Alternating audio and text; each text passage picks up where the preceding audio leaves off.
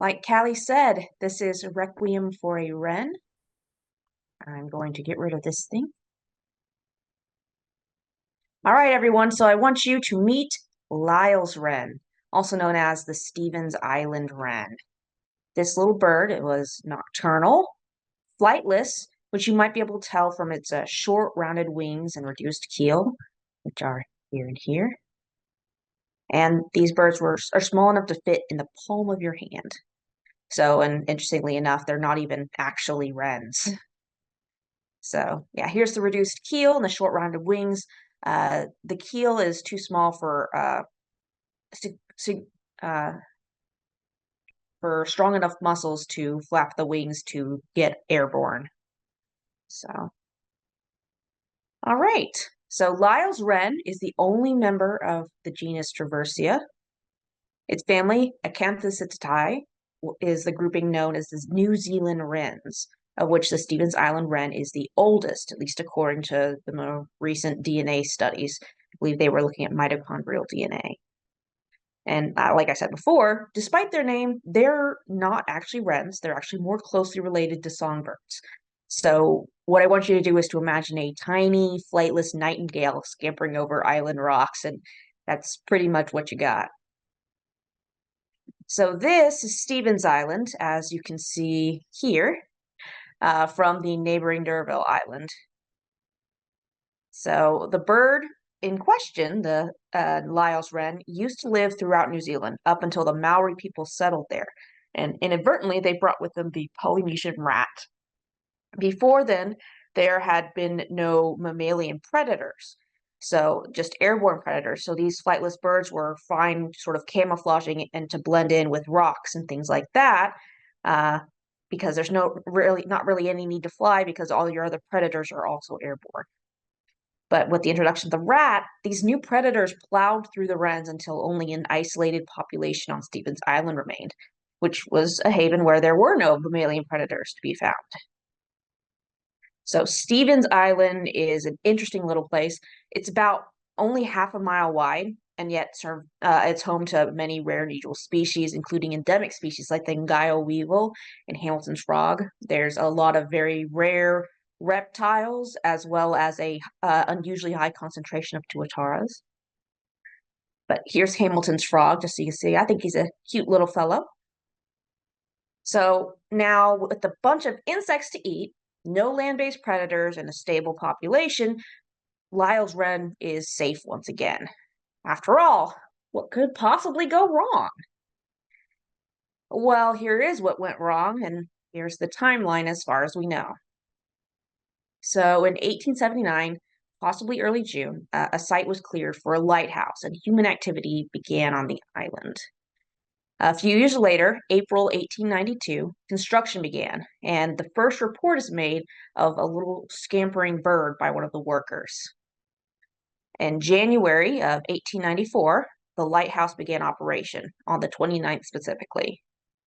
Somewhere between the 17th and 20th of February that same year, David Lyall got assigned to the lighthouse as the keeper, and he brought with him a pregnant cat, Tibbles, to the island. June 1894, Tibbles brought Lyall a dead bird, and Lyall, as an amateur naturalist, had it sent off to England suspecting it might be a new species. However, early February 1895, Lyall wrote, "The cats have become wild and are making sad havoc among all the birds." And then March 7th, 1895, the last sighting of a living Stevens Island wren, which was brought to Lyall by his cat as the bird was dying. A newspaper called The Press wrote on March 16th, 1895, "There is very good reason to believe that the bird is no longer to be found on the island, and as it is not known to exist anywhere else, it has apparently become quite extinct. This is probably a record performance in the way of extermination." It only took 1 year, well, 1 year and 1 month, for Lyall's wren to go extinct after the introduction of cats to the island. Cats were rampant within 2 more years and need to be killed with guns. I believe there were 700 killed by the end on that half a mile wide island. And still, cats weren't eliminated from the island until 1925. There are only 16 to 18 specimens of this strange little bird, and all of them were brought to Lyall by his cat. So here comes the twist. This presentation was never really about birds. It's about cats. So even though one might think domestic cats originated from ancient Egypt, they actually originated further south from the African wildcat on the left. What is believed to be the first tamed wildcat was excavated near a grave in Cyprus, dated back to about 7200 to 7500 BCE. But the relationship between cats and humans is likely even older. The prevailing theory is they were domesticated via selective breeding in the Fertile Crescent, likely as a form of pest control against the house mouse. So, as you can see, the domesticated cats have shorter limbs, shorter bodies, but even the original tabby cat still carries some of the markings of the original African wildcat. So it's interesting what stayed and what changed. Well, let's talk about more about the cat itself. So here's how cats navigate the world. Let's start with the eyes. So cats tend to be crepuscular, most active around dawn or dusk, and this can be seen from their pupil shape. They have a nictitating membrane, keeps the eye moist and minimizes blinking. It's why cats can stare for so long unblinkingly, and it's an adaptation for dry, sandy environments. Cats don't differentiate between red and green very well, but they have excellent night vision. You might have noticed me say cats tend to be crepuscular. Domesticated cats, some of them will try to change their sleeping patterns to fit more in alongside their humans, because that's when the person is awake, is when they are getting fed, when they are getting played with. So that is when the cat will try to be awake and will sleep through the night. So another way they navigate is cats have a very keen sense of smell. In addition to having a large olfactory bulb, they, like many animals, have a Jacobson's organ, which lets them take in additional olfactory information by breathing in. So if you've seen on the internet a cat with their tongue seemingly stuck out, this is, I've heard it called a blep. This is actually the Fleming's response, and that is a cat breathing in to get additional olfactory information because their nose just wasn't enough for what they're trying to take in. But cats also communicate with each other via pheromones in urine or in their scent glands, which they have in their cheeks, their chin, their paws, and the base of the tail, and on the top of the head. So I actually found a handy diagram here of various scent gland locations. And another sense that cats use, they have excellent hearing. So humans can hear about 9 octaves in pitch, but cats can detect 10 and a half. Cats hear about from 55 hertz to 79 kilohertz, whereas humans only hear 20 hertz to 20 kilohertz, and that's just to give you a sense of scale. They also can hear ultrasound, which is rather cool. And most interesting, a recent study by Takaki et al. At 2021 found that cats can create a mental map of where the owners are from their voices, something called sociospatial reasoning. Like your cat can hear you are at a 45-degree angle and will put together a map of the house that it knows and will determine, oh, this person is in the kitchen or this person is in the back bedroom, something like that. So it's something that humans have, but cats have as well, which is interesting. And when all else fails, cats can also navigate by touch using the sensory organs protruding from their face, aka whiskers. These specialized hairs are mobile and can detect air currents, not just direct contact. And they're very sensitive and very expressive. There is a grimace scale that you can tell for whiskers. Based on your cat's resting face, you can tell if your cat is stressed or in pain or relaxed by how upright the whiskers are.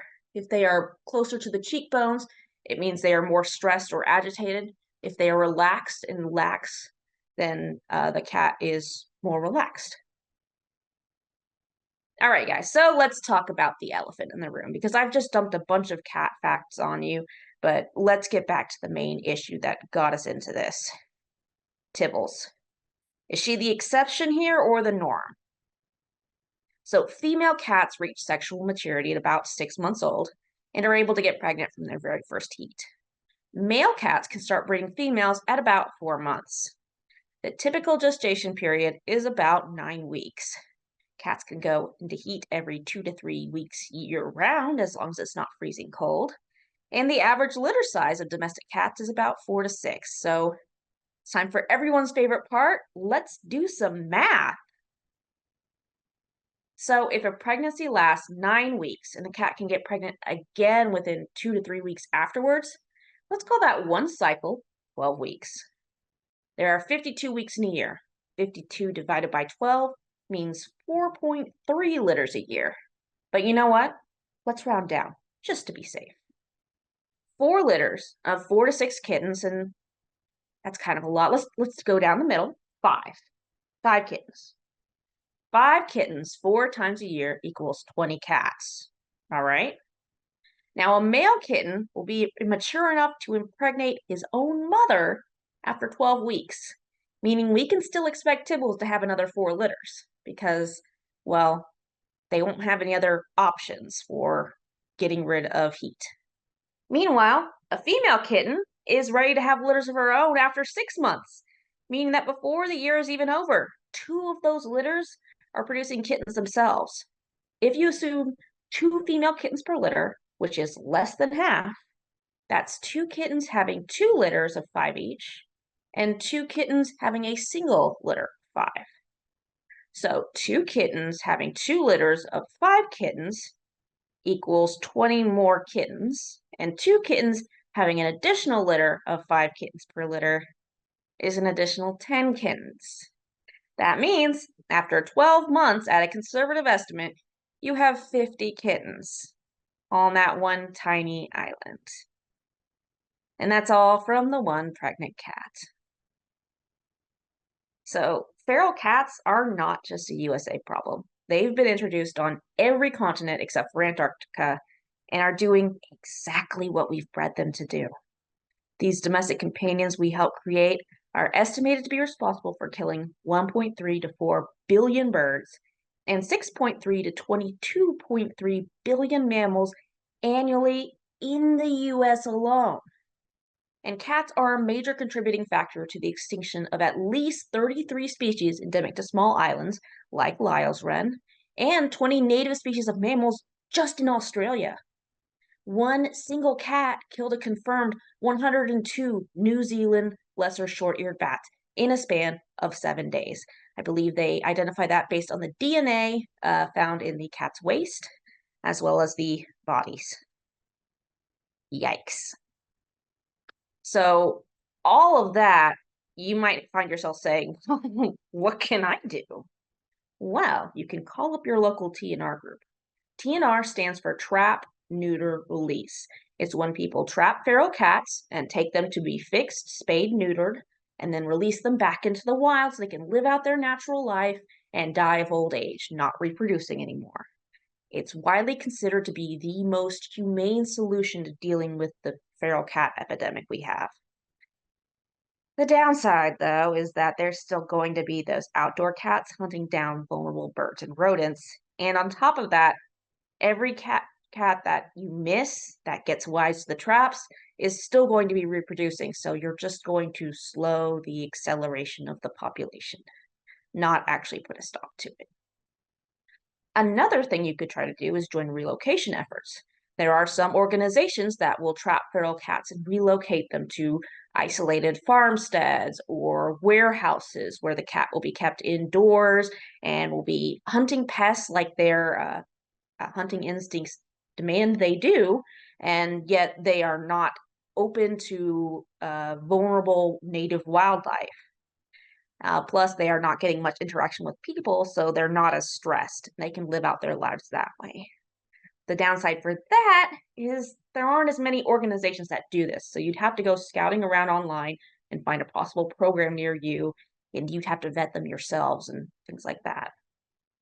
So what you can do that's most important, keep your cats indoors. It's a dangerous world out there for a feral cat. An indoor cat lives on average 13 to 14 years, but it's not unheard of for a cat to reach 20 years of age, and some cats even make it to their 30s. The current record holder lived about 39 years old, which is massive.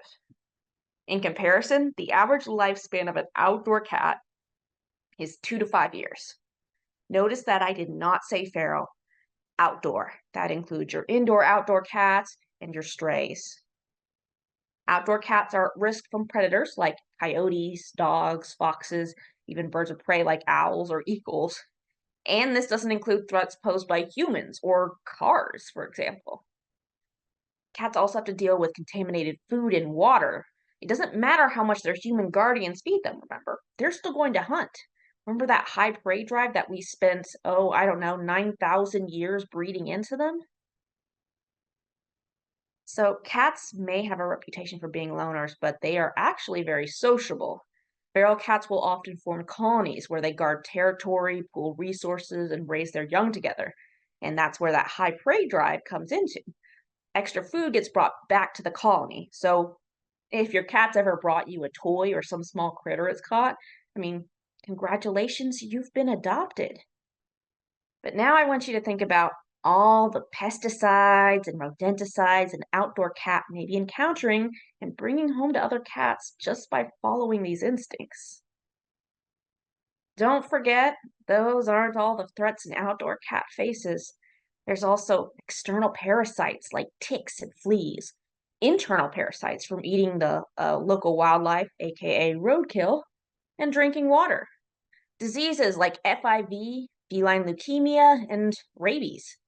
Then there's injuries that can get infected from other cats competing for territory, or risks posed by weather, and much, much more. All right, yeah, that was pretty rough. So I'm gonna give you a quick kitten break. You can see here, these two kittens are actually my cats. This one here, the cream and white one, is Milo, our boy kitty. And this one here with the big, beautiful blue eyes is Sophia, our girl cat. This is very cute pictures of when they were kittens. Milo's, in fact, is so small he can't even hold his ears up. They're too big. Oh. Okay, now let's talk about some of the top concerns regarding turning an outdoor cat into an indoor cat. But Ed, you might say, you just went on and on about cats and their high prey drive. How will I keep my little hunter happy? Well, I have 3 answers for you. Play, play, and play. Just 20 minutes a day, you'll see a huge difference in your cat. I recommend the wand toy as best because it doesn't teach your cat that your hands are play toys. It gives you some distance. Plus, you can get them to jump up and down on surfaces, run around, which will help them burn off energy and get their prey drive satisfied. Also, for chasing things like the cat with the crumpled up paper ball that it's chasing, it's great if your cat wants to chase ground-based prey. So some cats can even be taught to play fetch, so that could be fun to try. The toy in the middle is not one I would recommend as one to keep because it is just the cat having to play with itself and it will likely lose interest. But if you've got a very active kitten and just need to sleep, then absolutely give it a shot. It's also why some shelters will recommend you adopt 2 cats or even more at a time rather than just the one. If they are bonded cats or litter mates, they will get along better and they will play with each other to give you a break. So, pro tip. Another thing you might hear is, well, my cat is too destructive when I keep them inside. Well, there are solutions for that. As you can see here, there's a wide variety. Cat furniture. You got to give them something to mark and own. Remember how I talked about them using their nose to navigate? Those pheromones that they leave when they claw things, it's not for just because they're being a jerk or because they just need to show you who's boss. They're trying to mark that, hey, this is my home and I belong here. Give them something that they can safely claw as an alternative to your furniture is going to make everyone happy. Your cat's going to feel more secure and your furniture is going to get a lot less torn up. There's also window ledges and shelves like in the picture here. That's going to give your cat some verticality so they're not always underfoot. They can climb up and survey their territory and feel more secure that way. And things like cardboard boxes or beds or even just a towel thrown on the corner of your bed give your cat something that will soak in their scent, that will, when they lay down, that's just going to show them that, hey, I belong here, this is mine, and might help at least mitigate the cat hair issue just a little bit. Another thing you might hear someone say is that, well, my cat wants to be outside. There are solutions for that as well. There's things like harness training, and you might recognize Sophia from that picture. Window ledges, featuring my big boy Milo, and cat backpacks, which again is modeled by the lovely Sophia. So these things are things you can use for your cat to give them a taste of the outdoors in a safe, controlled way. Harness training, just like how dogs are not born knowing how to handle a leash, cats need to be trained to accept a harness. But once you do, you can take your cat outside on a leash and they can experience the outdoors without tormenting the local birds and lizards and everything else. Window ledges will give your cat something to watch, like if you have a bird feeder outside your window, or we have a platform feeder that squirrels come to, and they love to watch that. It's giving your cat a chance to watch wildlife from a distance so they can engage those hunting instincts without actually taking them out on the wildlife. It's sort of like how we would go to the movie theaters to watch an action movie. That's what it is for them. It keeps their minds active and gets them excited, but it's also not actually exposing them to the metaphorical explosions. And cat backpacks are great if you have a cat who really wants to go out and about. I've seen people take them on hikes and things like that. Um, be careful though, our Sophia ended up not liking it because she got motion sick, but it is an option if you have a cat that just wants to go everywhere with you. But that's not the only options. There's even more than that. Advanced options include cat-proof fencing. This one right here would be covering your fence with chicken wire, which is probably the most secure because you're covering the entirety of your yard with chicken wire. Downside is your HOA will hate it, and also it it's just not great for you personally.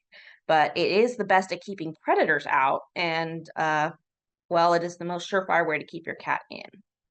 Another option here, this is called the oscillocat. There is a sort of turnstile on top of the fence so that when your cat tries to leap up there, their front paws can't get purchased, so they slide back down because it will turn and knock them off. And this is from Perfect Fencing.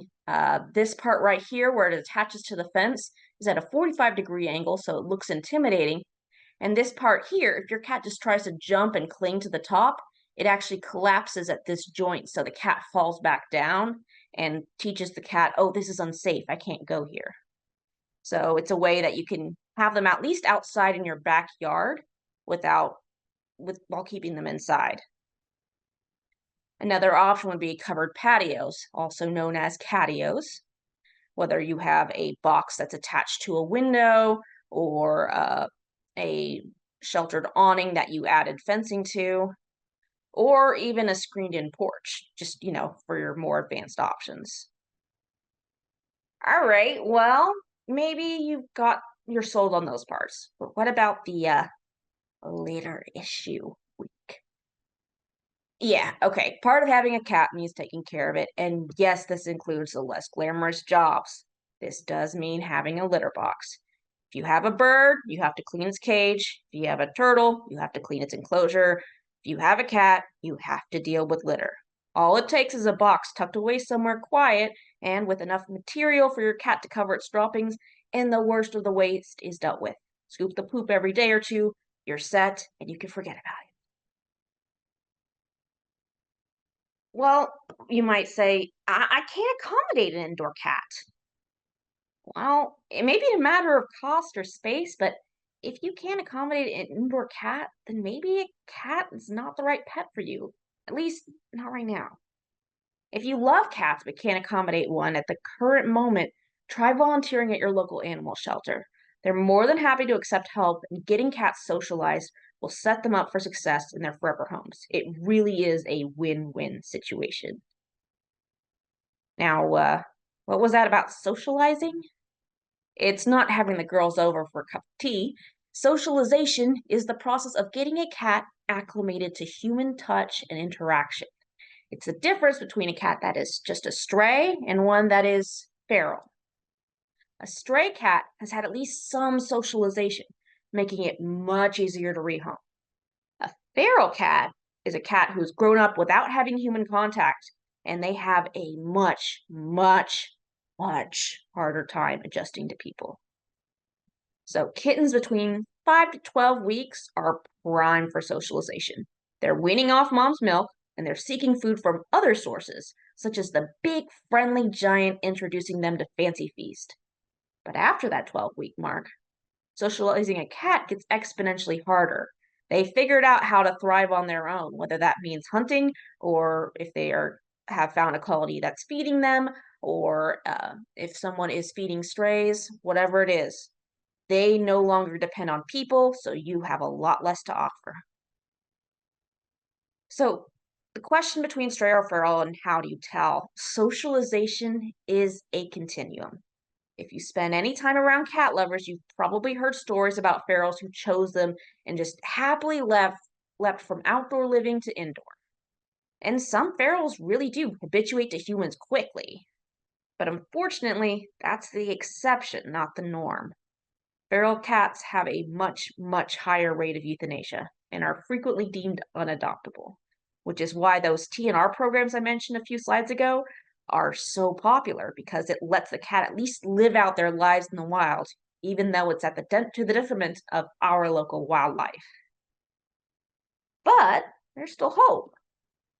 If you visit your local shelter, like I've mentioned, and interact with the cats, even something as small as sitting quietly with one can help teach a feral cat that humans aren't a threat. Without even taking a cat home, you can help save a shelter cat's life. Plus, if you have the time and space for at least a temporary commitment, you could also try fostering. You could take in those borderline adoptable cats and socialize them one on one, or even take in a litter of kittens, which gives them space and means they're less likely to be euthanized. All right, so maybe by this point you're sold on the importance of keeping cats indoors. But what about everyone else? If the topic arises, share what you know. Emphasize the benefits of keeping cats indoors. Longer lifespan and lower vet bills, they'll speak volumes to people. What I don't want you to do is be like this guy. This is a tweet that kind of made the rounds on the internet a while back, saying, "My neighbor told me coyotes keep eating his outdoor cats. So I asked how many cats he has. And he said he just goes to the shelter and gets a new cat afterwards. So I said, sounds like he's just feeding shelter cats to coyotes." And then his daughter started crying. Like, it is funny, kind of in a dark way, but it's not going to accomplish anything except leaving you feeling witty for a moment. It's just going to make the family defensive. It's going to traumatize the child, and cats are still going to be getting fed to coyotes because you have just offended this man and cut off all chances of changing his mind. Congratulations. But then if you don't tell them, or even if you do, what if they won't change? Well, it's all too easy to call outdoor cat owners irresponsible, but most are just uninformed. Remember, declawing was still considered the standard up until recently. It's still legal here in Texas, despite the American Veterinary Medical Association strongly discouraging it. People getting their cats declawed weren't bad people, just people doing their best with the information they had. Most outdoor cat owners think having their cat outdoors is for the cat's benefit. And it can be hard to come to the realization that they're drastically shortening their beloved companion's life. Kind, be understanding, and accept that there's only so much you can do. After all, the only person you can fully control is yourself. I just want to close saying that cats are our companions, but that companionship comes with responsibility. Keep your cats indoors, both for their own safety and for the safety of the wildlife around them. Remember, it may be too late for Lyall's Wren, but there's still hope for our own songbirds. Thank you. Hey, thanks so much, Ed. Do we have any questions?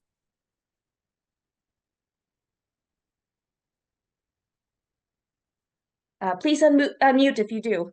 Oh, yeah, good point.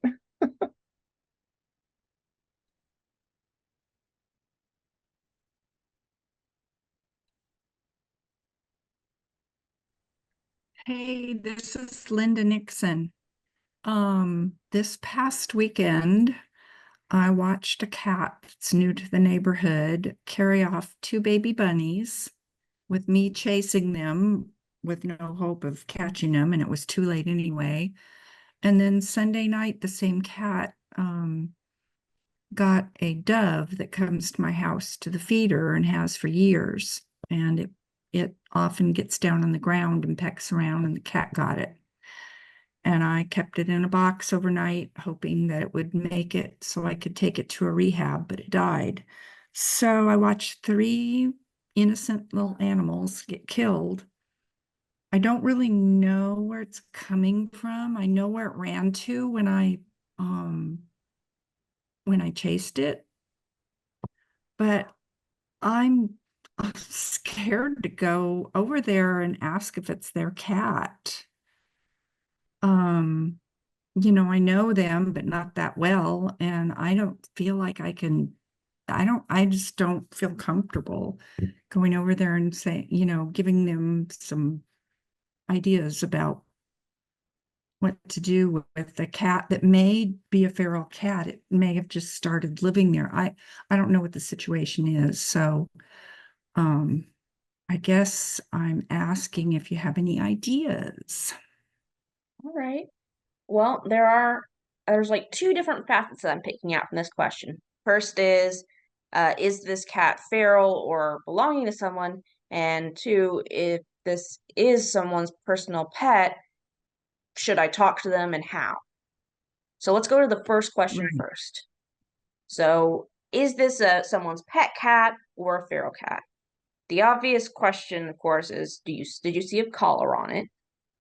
But there are No. pet cats that don't have collars, so it's not going to be a 100% confirmation. Another thing you can look at is its ears. Whenever a feral cat gets trapped and sterilized, the vets will cut off the tip of an ear. So this way, people know the TNR group knows if this cat's already been captured before and was just getting the food from the trap again because they knew it's safe, or if it's actually a new cat. So if you happen to, next time you see that cat, look at its ears, see if they've been tipped, check for a flea collar, and that will give you a better indication of if it's a feral, or at least rule out if it's a pet. Now, on the other topic, I don't know your debt situation or how well you know your neighbors. Um, so I can't rule whether it's right or not for you to speak to them. If you do choose to speak to them, the main thing I would say is don't go over there intending to give them a piece of your mind. Go over there telling them, "Hey, I noticed a cat running around. It's dangerous, and they also killed these animals I've been keeping an eye on and taking an interest in. I'm worried for the cat's safety and also heartbroken over the loss of these innocent creatures. Um, can we talk together about this and try to come to an agreement? Something more to that tone rather than your cat did this. Because again, Mm, this is a cat's natural instincts. It's just doing what we have encouraged them over millennia to do. And the people probably do think they are just letting their cat live its best life, even though, again, they're not, but they think they are. right. All right. Yep. Those are good ideas. Just hard to get myself out the door and walk over there because I think that's what I need to do is just at least find out if that's even their cat. Yeah. And there was two, I've seen two, but I've only seen one recently, so I don't know You know, I don't, it's a recent addition to our neighborhood. And we've had cats before, but they've disappeared pretty quickly because we were kind of isolated and I think they got eaten. But now we have a lot of homes being built around us. And so I think they are a little safer than they used to be from predators, the cats. Yeah. But also, if it's a new area with a lot of activity, people might have just been dumping cats they don't want anymore, which is something people do. That's true too. Yeah, that's absolutely true. So, But if well, the thank people you. there say they don't own this cat, then you can contact a local TNR group, see if they will trap it and take it to the shelter to either get it sterilized and possibly adopt it out if it's friendly. So you can do that with a clear Okay. conscience. All right. Well, you gave me more ideas than I had this weekend when I was crying about all this. So what a great time to have this. Thank you so much. I appreciate it. I'm glad I could provide a little bit of comfort, and I'm so sorry about the loss of those bunnies and that dove. Oh, That must be no, hard. it's not fair. It isn't. No. Thank you so much. Of course.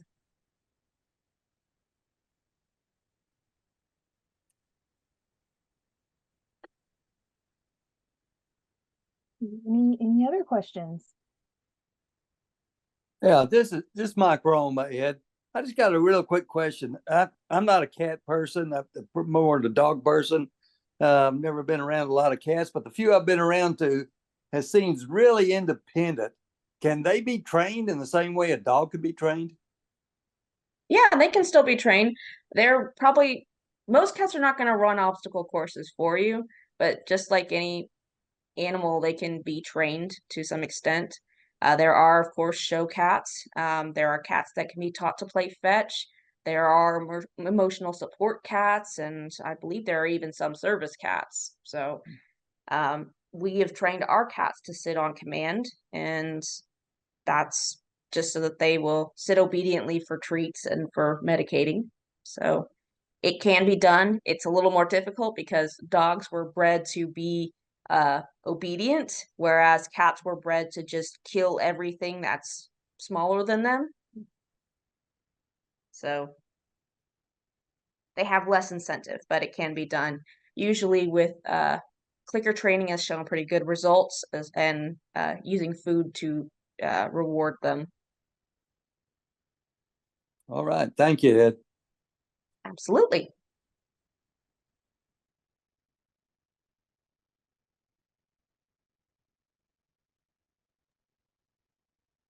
All right, any more questions? And Ed, is one of your cats right there? Do we need to show it down?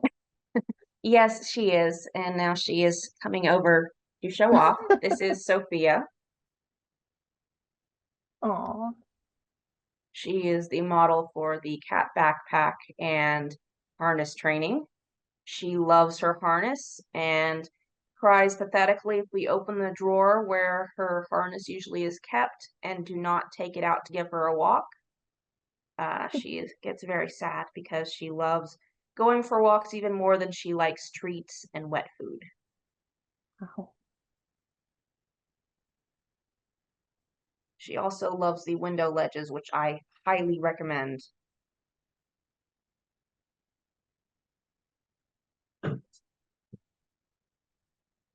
Excellent. Do we have any more questions?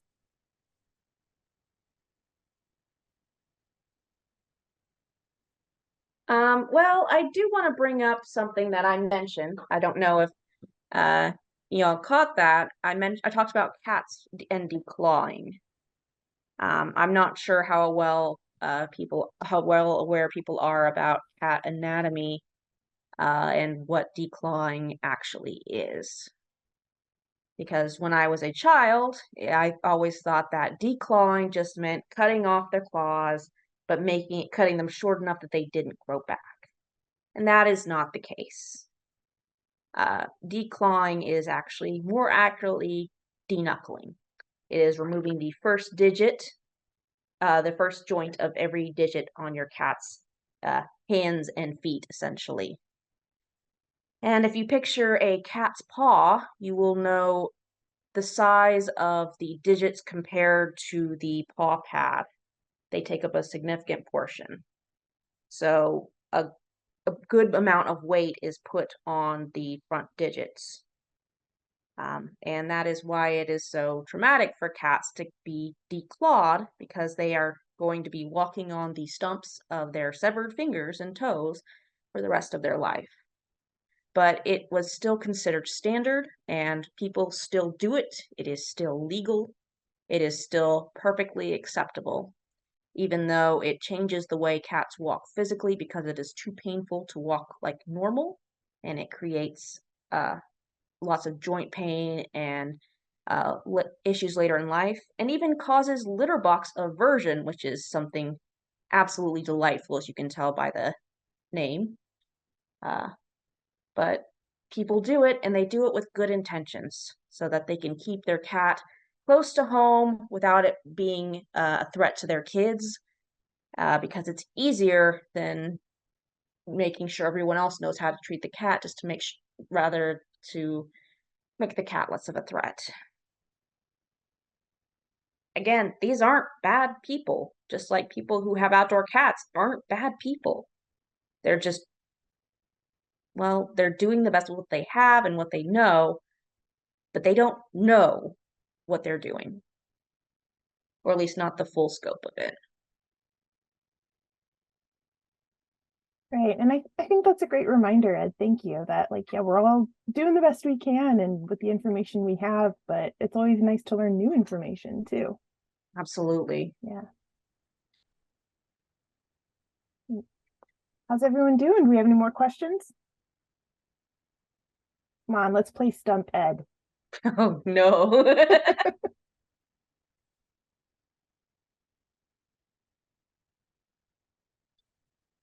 All right. Well, I guess, yeah, if that's all the questions we have. Ed, you did a great job. Thank you so much for speaking to us.